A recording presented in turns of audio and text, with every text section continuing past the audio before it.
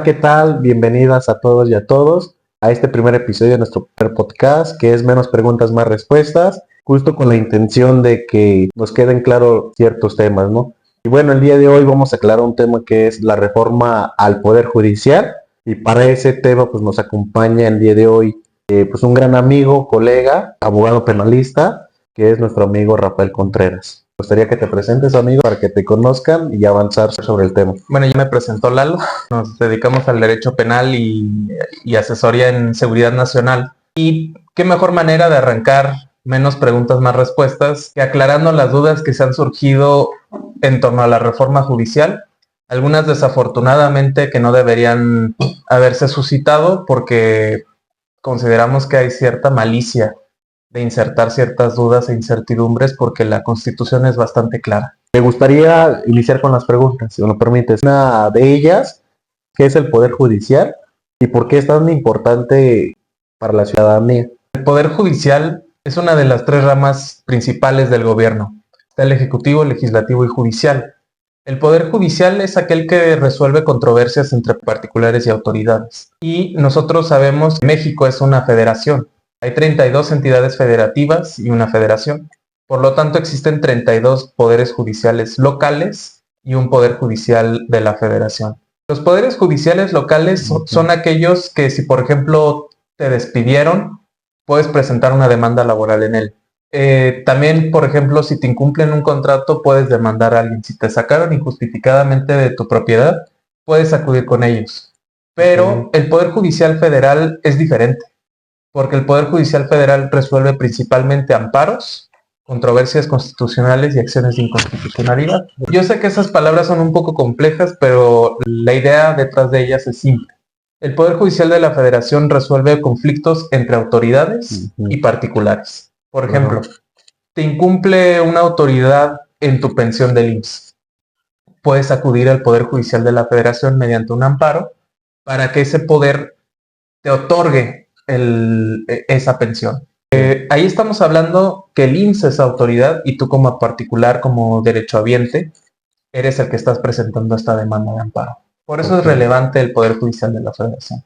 Bueno, amigo, ya que dejando como esa pregunta clara y precisa, me gustaría dentro de eso, ¿de qué trata la reforma? O sea, ¿hacia dónde lleva? ¿Qué es lo que está estipulado? Y en ese sentido, me gustaría saber. La reforma del Poder Judicial parte de una idea central que tanto el Poder Ejecutivo como el Legislativo es electo popularmente. Nosotros acudimos a las urnas cada 6 años, cada 3 años, para elegir directamente quiénes van a ser nuestros representantes populares y quiénes van a tomar la decisión en los casos del día a día. Pero el Poder Judicial se ha mantenido distante, tanto de la ciudadanía como de los reclamos populares, y precisamente de eso deriva la reforma constitucional en materia de Poder Judicial. Que el Poder Judicial sea electo popularmente significa romper con una tradición de cerca de 150 años de ser designados directamente tanto por los ministros como por parte del Poder Judicial. Es importante recalcar que ya ha habido en este país elecciones de personas juzgadoras, de jueces, y eso se ha dado en la experiencia constitucional de 1857, en la cual la Constitución ya establecía que se eligiera popularmente a los jueces. Se eliminó en la Constitución de 1917 y desde el 17 hemos tenido jueces designados, más no electos, pero es parte de la democracia y es parte de la vida de un país. Tienes a veces un paradigma que los jueces sean designados y a veces tienes otro paradigma, pero es parte de la democracia decidir qué rumbo querer tomar y qué alternativas tomar.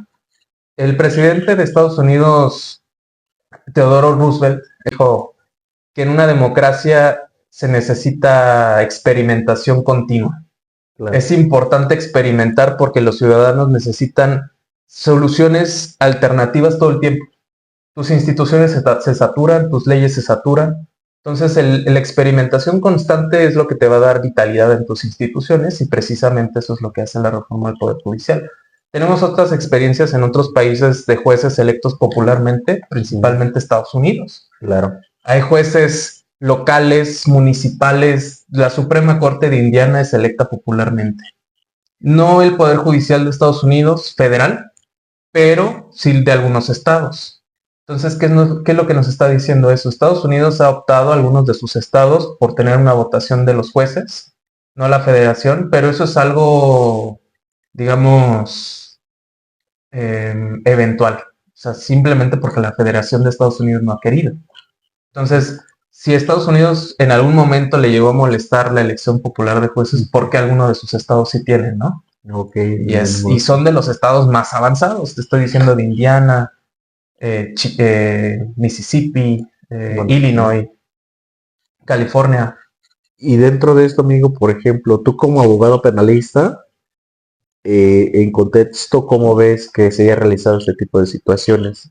¿Lo ves a favor, en contra? ¿Está bien que el Poder Judicial y todas estas personas que van a ser electas o van a ir a votación, si se realice o prefieres que el presidente, como en algunos otros casos, los hubiera elegido? Tú como abogado, ¿qué consideras que está bien? ¿Está Yo, bien o mal? yo considero que está bien, porque al final de cuentas los jueces son servidores públicos. Y como servidor público, la propia palabra significa servir al pueblo. Entonces, ¿a quién le están sirviendo? A la ciudadanía, y esa es la única que le tienen que dar resultados y a la única que le tienen que dar cuentas a cambio. Se ha dicho mucho de que si los jueces van a elección popular van a ser automáticamente corruptos. Incluso en algunas de las marchas del Poder Judicial se dijo juez electo corrupto asegurado. Pero pues algunos de los jueces o ministros, por ejemplo, en el sexenio de Felipe Calderón, no fueron electos y fueron bastante corruptos. No. ¿Por qué si ellos no fueron electos y no reinstalaron a los trabajadores de luz y fuerza del centro? ¿Por qué no dieron justicia al caso de la guardería ABC? ¿Por qué no dieron justicia a todos los involucrados en el caso de Ayotzinapa? ¿Por qué no dieron justicia a todos los involucrados en el caso Florence Cassé? ¿Por qué se han dado muchos casos irregulares y no necesariamente han sido electos? Eso no lo han contestado ellos, ¿no? Por lo mismo que lo Y manejaban. precisamente la ciudadanía es la que les ha exigido que simplemente tengan acceso o tengan sensibilidad con la sociedad. Muchos de los jueces dicen que ellos hablan a través de sus sentencias, No. pero si nosotros nos analizamos técnicamente qué hacen en sus sentencias, México es uno de los países que tienen las sentencias más robustas, más grandes, con términos en latín innecesarios, con tecnicismos, con paja. Hay un análisis que se hace entre las sentencias de la Suprema Corte de Estados Unidos y la Suprema Corte Mexicana. En promedio, una sentencia de la Suprema Corte de Estados Unidos tiene cerca de 30, 40 páginas máximo. ¿Cuánto crees que es en México? Unas 500 o qué será un mucho. Mínimo 400 páginas. Y han habido sentencias de 2000 páginas de sentencia.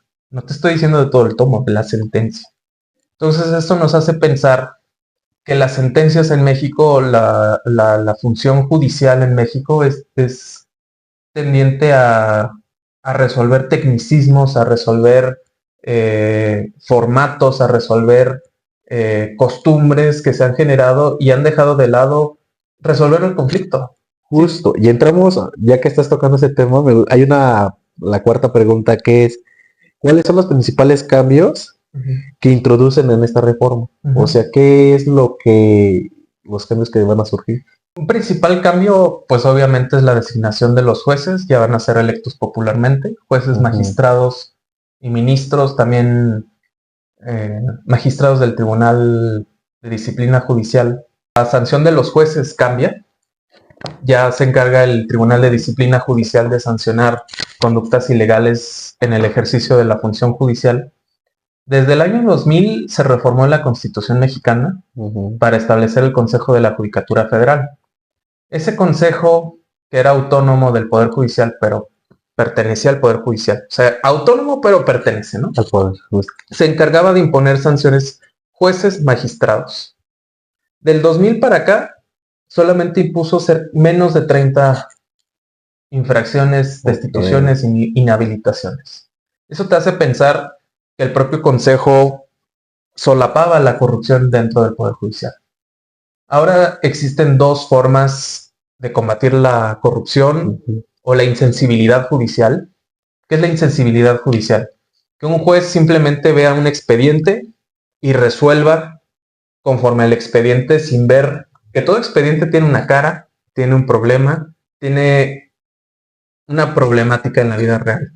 Tú puedes tener un expediente de un divorcio y olvidarte que en la vida real ese divorcio son dos personas que tuvieron una vida juntos, que tienen dos hijos, que tuvieron dos hijos en matrimonio, que esos dos hijos necesitan una pensión alimenticia para ir a la universidad, Claro. para comer, para divertirse, para desarrollarse íntegramente. Y eso te puedes olvidar simplemente resolviendo conforme a lo que te pidan y conforme a lo que tú tienes en la ley y en los criterios. Por ejemplo, antes, ¿cuánto tiempo te tardaban para hacer como un amparo, para resolver un tema? ¿Y cuál es la idea de ahora con la de esta nueva elección? ¿Cuánto es el tiempo que se tiene que llevar? Porque creo que entendí, vi unos reportajes de que justo con estos cambios se tiene que reducir también los tiempos, ¿no? Para apoyar Sí. a la ciudadanía, porque entiendo que antes era un año, 8 meses y se extendían, ¿no? Uh-huh. Entonces, ahora, ¿cuál es la intención de reducir? No sé si va a haber tiempos en ese caso. En esa situación. La Constitución establece un plazo máximo, si no me equivoco, de 6 meses para dictar sentencia en materia penal y en materia fiscal. Materia fiscal son impuestos. Ok. Cuando, por ejemplo, una empresa o una persona compra un útil en una tienda, paga el IVA, el Ok. IEPS, el ISR. Todo eso se tiene que resolver en 6 meses. Ya en el Ok. dictado de sentencia, o sea, el juicio se integra desde la presentación de la demanda, Hasta. la contestación, que es el informe justificado en el amparo, la Ujú. presentación de pruebas, la audiencia constitucional, unos alegatos posteriores y tienes aquí el dictado de sentencia. Aquí Ujú. son 6 meses máximo. Es decir, que el juez y su personal van a analizar todo lo que se realizó aquí y en 6 meses van a dictar sentencia. Ok, entonces ya son 6 meses. En materia penal y en materia fiscal. Ok. Y dentro de eso entra la otra pregunta. ¿Va a ser más fácil, más difícil para los ciudadanos tener una entrada fácil a la justicia, más difícil? Eso nos toca a nosotros exigirlo, pero nos lo permite la reforma judicial. Mm. Nosotros vamos a votar por jueces que permitan un acceso a la justicia sensible, sencillo, ciudadano. Ustedes, y yo creo que la mayoría de los espectadores, nadie ha ido a un juzgado. Y eso es normal. Solamente los abogados se encargan de eso. Pero debería ser que cualquier persona que quisiera ir a un juzgado, que lo recibieran, por lo menos un vasito de agua, un conito de agua, que lo tengan en una sala de espera y que alguien del propio juzgado lo reciba y le diga cómo puede presentar un amparo. Eso sería interesante que alguno de los candidatos a juez y magistrado y ministro lo realizara. La Suprema Corte de Justicia de la Nación es el máximo tribunal constitucional en México, pero es súper concentrado. Solamente sesiona en el edificio que está por el Zócalo y no obstante que es una autoridad nacional, solamente sesiona ahí. Sería interesante que viajara por todo el país, viera las problemáticas y resolviera en todo el país, porque es tanto autoridad como en la Ciudad de México, como en Sonora, Sinaloa, Yucatán, Tamaulipas. Se trata de descentralizar y se trata también de dar más acceso a la justicia. O sea, que un juez también pueda ir a la calle y escuchar los alegatos.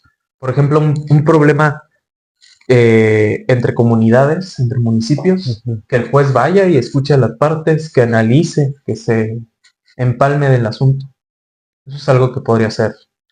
Pero eso nos toca a nosotros exigirlo a través del voto. O sea, el derecho al voto es a votar y ser votado, ¿no? Okay. A lo mejor en esta reforma, en esta primera elección judicial, la ciudadanía no esté tan al pendiente de eso, pero en la siguiente elección, por supuesto que sí se las van a cobrar.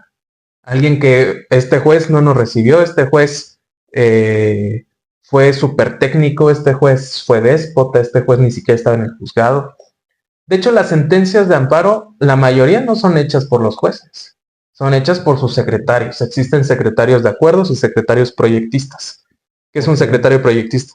El que proyecta una sentencia. Entonces, ¿qué hace el juez? Le envía nada más la firma. Va a firmar y ya. Y a veces ni siquiera eso. Tienes al secretario proyectista falsificando la firma. Entonces, Pues ¿de qué se bueno, trata, no?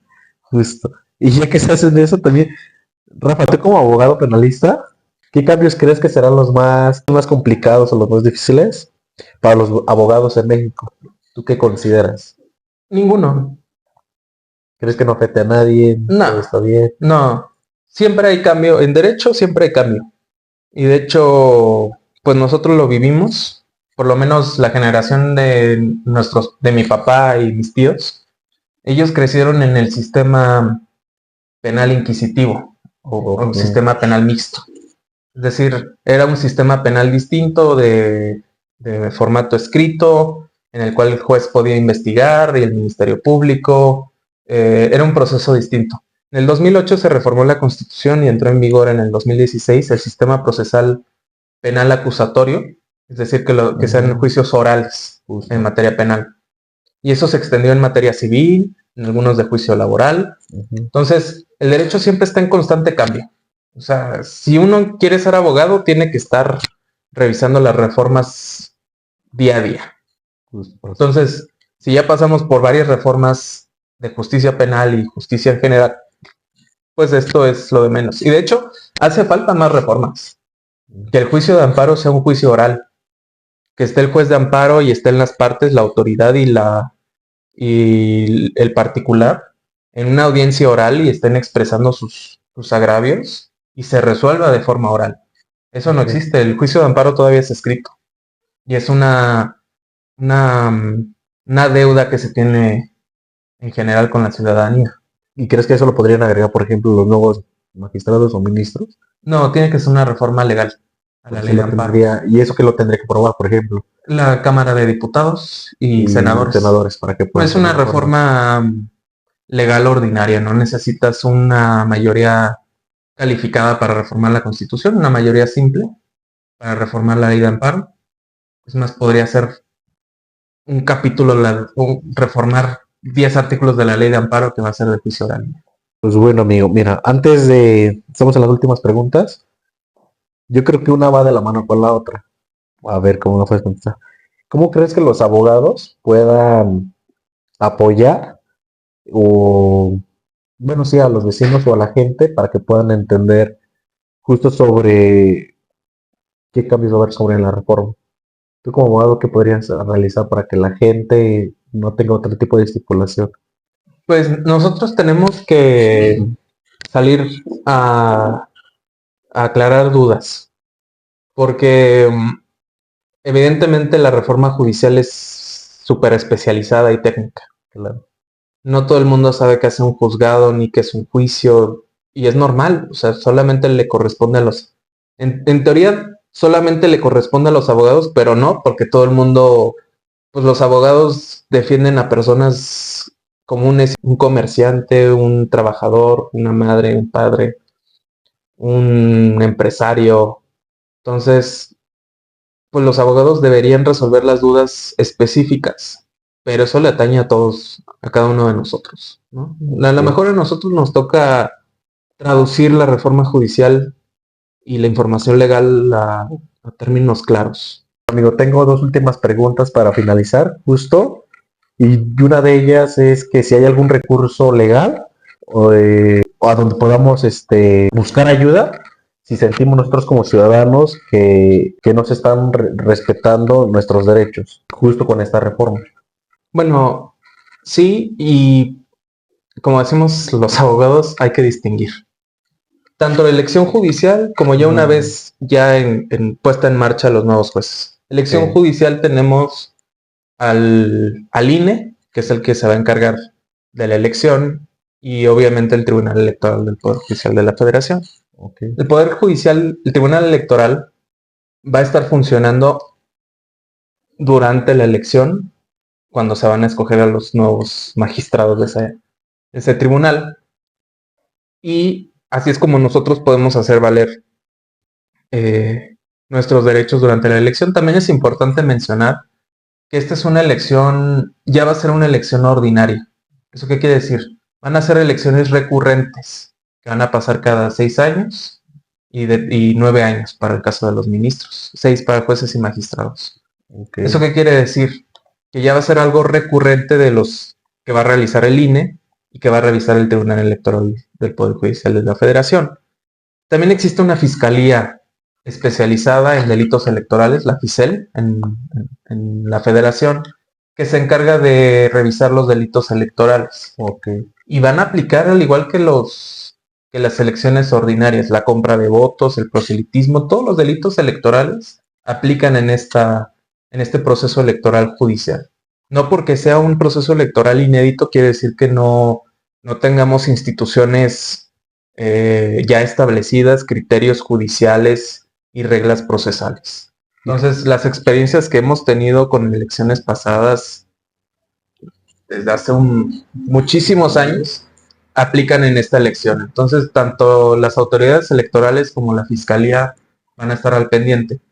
Y ya una vez ya puesta en marcha estas nuevas judicaturas, existe el Tribunal de Disciplina Judicial, sigue existiendo la Fiscalía, que obviamente puede analizar delitos cometidos por servidores públicos, porque los jueces, magistrados y ministros son servidores públicos, aunque muchos de ellos se crean exentos de la ley. Esto. Y pues todas las demás autoridades, por ejemplo la CNDH, incluso, e insisto, el derecho a votar y ser votado. O sea, puede que una persona, un juez, se libre de todas las instituciones, pero ahora ya va a haber otro filtro, que es la elección judicial. Y eso, y a lo mejor es una extrapolación, pero por ejemplo la compañera presidenta, que siempre dice, ¿de la democracia o de qué sentido? que a los 3 años va a estar la revocación de mandato. Ah, bueno. En el caso de los jueces no hay revocación de mandato, pero cada 6 años van a votar por ellos. Nosotros tenemos jueces que desde los 30, 35, 40 años fueron designados jueces y desde ese entonces ya llevan 30, 40 años ejerciendo ese cargo. ¿Tú crees que ellos le van a rendir cuentas a alguien? Si ya ellos piensan que es un cargo vitalicio, cuando nunca ha sido así. El Consejo de la Judicatura y el Poder Judicial les ha renovado sus plazas por desempeño y lo que sea, pero nadie les dijo que ese era un cargo vitalicio. Que es algo que por eso hacían este tipo de marchas, ¿no? Por claro, tipos de privilegios que... porque ellos pensaban que era un derecho adquirido, porque todo el tiempo tuvieron una plaza asegurada, pero los electricistas de la Luz y Fuerza del Centro tienen una plaza asegurada. ¿En alguna secretaría de gobierno hay una plaza asegurada? No. Pues en ningún lado, solamente allí. Bueno, Rafa, como última pregunta, ¿esta reforma es algo positivo, algo negativo para la justicia en México? ¿Y por qué? Es positivo porque nos brinda nuevas puertas para democratizar al Poder Judicial de la Federación. El artículo 39 de la Constitución siempre ha dicho, y esto sí es siempre, siempre, siempre, porque desde 1857 ha estado, que el pueblo tiene el derecho de cambiar su forma de gobierno y este es un derecho que nadie se lo puede quitar. Entonces, muchos pueden decir que fue una imposición, que fue un capricho, pero se logró gracias a un voto que se obtuvo el 2 de junio y que a través de ese voto, a través de las instituciones democráticas parlamentarias, se reformó la Constitución. O sea, para obtener una votación de esa magnitud quiere decir que, y además fue una promesa de campaña, y ya se había intentado antes en la legislatura pasada, solamente que no había mayoría relativa. Entonces, ha sido una exigencia popular, y precisamente esa exigencia popular tanto dio los votos como ha sido un reclamo popular consistente en diversos casos que no se ha escuchado a la ciudadanía y la ciudadanía respondió contundentemente que se tiene que reformar el Poder Judicial de la Federación. Aunque estas personas crean que están exentas de las reglas de la democracia, porque dicen es que nosotros somos árbitros y nosotros somos independientes, pues no. O sea, son un engranaje de algo más grande que es la democracia y el Estado de Derecho, y no pueden sentirse externos. Claro. Solamente serían externos si fueran particulares, pero reciben un salario reciben un nombramiento, son servidores públicos y ya es momento que se sientan como uno de ellos, ¿no? Pues bueno, te agradezco mucho, amigo y colega Rafa, por permitirnos y darnos un poco de este espacio y de tu tiempo. Bueno, espero que tengamos ahí algunos otros temas que platicar y para poder aportar a este canal de menos preguntas y más respuestas. Y bueno, les agradezco, no sé si quieras dar un mensaje. Participen en esta elección judicial. Es importante la participación de cada una de ustedes y cada uno de ustedes. Que no sea una elección con poca participación, tanto de candidatos como en las urnas, ¿no? Eso es importante, que todo el mundo corra la voz cuándo va a ser la elección y que voten por la persona que ustedes consideren, ¿no? Vean el nombre del candidato y ustedes hagan su decisión, ¿no? Bueno, nos vemos en nuestro segundo episodio.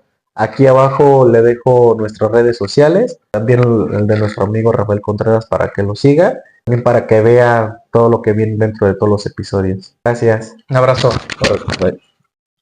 Va. O sea, de que cómo haces, o sea, cómo que si se cumpla la reforma judicial, ¿no? Tiene como recurso legal. Hay un recurso legal o un lugar en donde puedo decir que si hay alguna Ella ayuda. es una dictadura. Pueblo de México.